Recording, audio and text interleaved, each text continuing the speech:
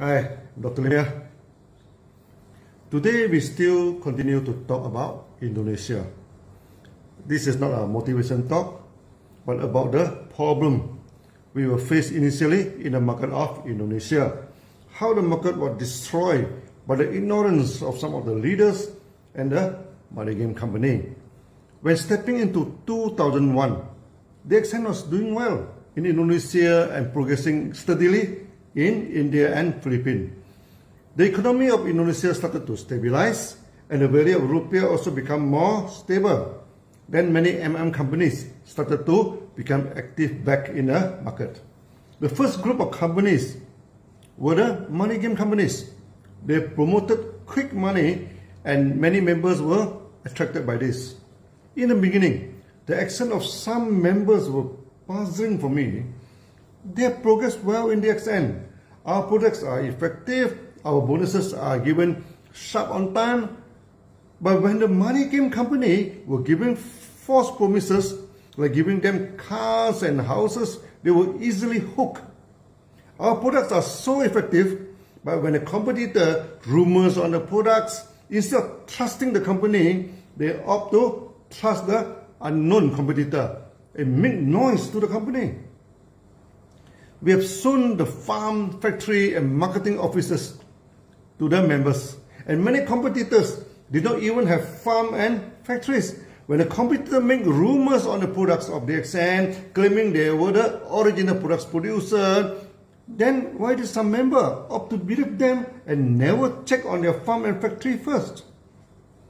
As I have told you in my last video, one member was making $10,000 per month, USD, in DXN. He got his house, his cars, and his land from DXN. Yet when a competitor promised heaven and earth, he suddenly lost his mind and jumped ship, and he lost his house, his car, and his land. He became what he was before joining DXN. This puzzled me for a long time.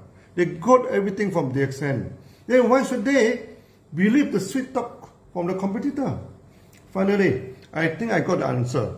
Those so-called leaders were never trained in the products, never trained in the marketing, never trained in how to manage their career.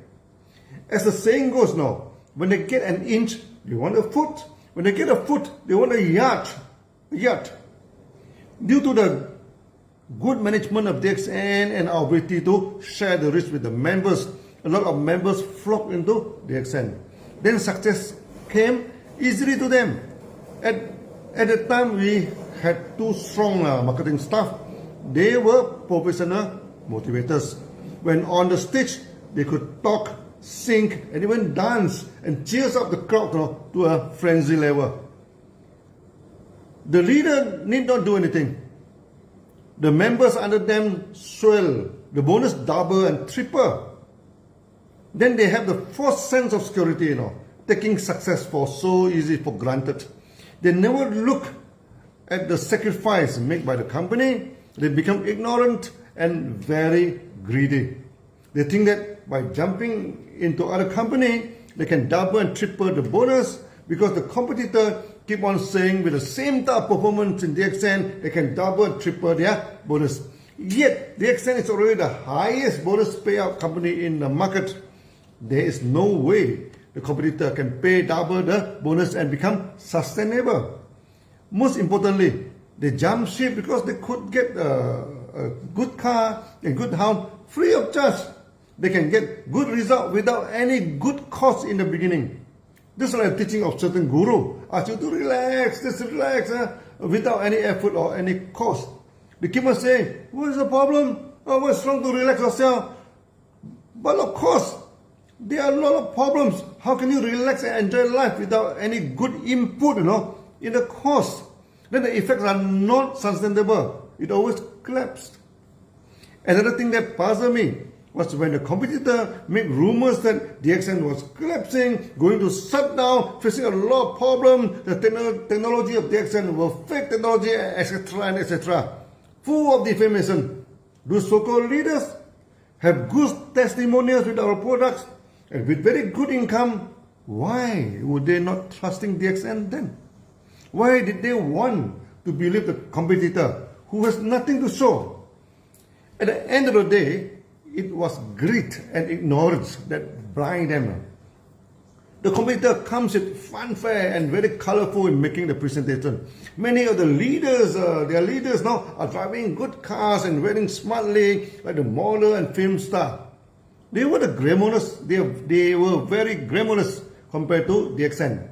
But many of these cars and leaders were just rented for show.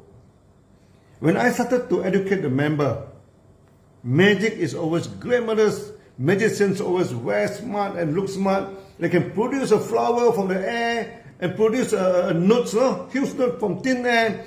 But these are just illusion. They are not real. They are not sustainable. DXN is a real company. We work to last and we are sustainable. Those competitors are playing magic. They are colorful but never sustainable. But many leaders were blind by glamorous color and promises. They jumped the ship without much thinking. When the ship sank, they also sank together. Over the years, so many jumped the ship. How many of them are successful? Till today, none. We have not seen any of the successful, any of them successful in such a competitor. In the beginning, DXN employed professional marketers and staff. They were good motivators and arose the member in meeting until they were yelling and sometimes weeping, feeling high and like flying into the sky. Unfortunately, other companies started to headhunt them. One of the marketers who could no longer stand the high pressure in MLM up to leave DXN and join his uncle. Be fair to him, he did not join our competitor, but went back to help his family business. Another marketer having some affair with one lady in the office. Then his wife started to come to the office, yelling, crying, almost rolling on the floor if she could. Then we had to do frozen the staff and did not allow him to travel, as the lady staff was his assistant and he brought her along as his girlfriend. Then suddenly the market was not led by the marketer anymore, and the leader were not trained to lead the market, and they were already in a comfort zone and came to this good position without doing anything. Then why should they exert themselves and lead the market? The competitors spread a lot of false news in the newspaper, magazine, and etc. Some leaders, instead of defending the company, they did up to gang up together and keep questioning the integrity of the company. They also complain and talk negatively, to their downline. This is suicidal in MLM. If the leaders talk negatively to the downlines and have doubt on the company, then who will follow him further in that company? Those idiotic so-called leaders were not leaders at all. Just someone who was lucky enough to join at a good time and at a good place. I try my best to hold the leaders meeting. When they demand car, we give incentive in car. When they demand house, we give housing incentive. When they demand gift, we give lucky draw in every meeting. I try my very best to satisfy the demand of the leaders. But no matter how we try, the leaders never satisfied and demanded more. And sitting doing nothing, and expect the company to handle the market for them. Eventually, the market started to decline. At peak, we have 50,000 members join DXN in a month. Then decline to 30,000, then 10,000, then to 1,000. The market simply collapsed. As I told you, failure is the mother of success. So, Indonesian market collapsed and it became the mother of success of all the market in the world and make DXN strong and stable. From the failure in DXN stopped. From the failure in Indonesia, DXN stopped employing any motivator and train the leader themselves to be the motivator. So the leader can lead and motivate the market effectively. I started to tell the story like the coffee talks here. I found real story is the best way for leaders to understand DXN. okay, to agree with us that DXN is a real company, we built to last, we are not a hit and run company. Today, our leaders are the real motivator in the market, and few MMM companies can match them now. Our leaders know DXN well, and no competitor can simply come and make false claims to confuse the leaders again. Today, the market in Indonesia has recovered and once again become one of the major markets. Those competitors and imitators, they make so much noise and give so much promise in the market, all of them collapse and none of them survive. Those leaders that jump ship to them sank with the ship. Many of them no longer trusted by the market and their career in MLM ended. In DXN, we survive and survive very well. We have emerged as one of the major MLM companies and the largest get-to-know company in the world. While those competitors and imitators were buried deeply in history, DXN looking forward into future, position ourselves well and gearing to become number one MLM company in the world.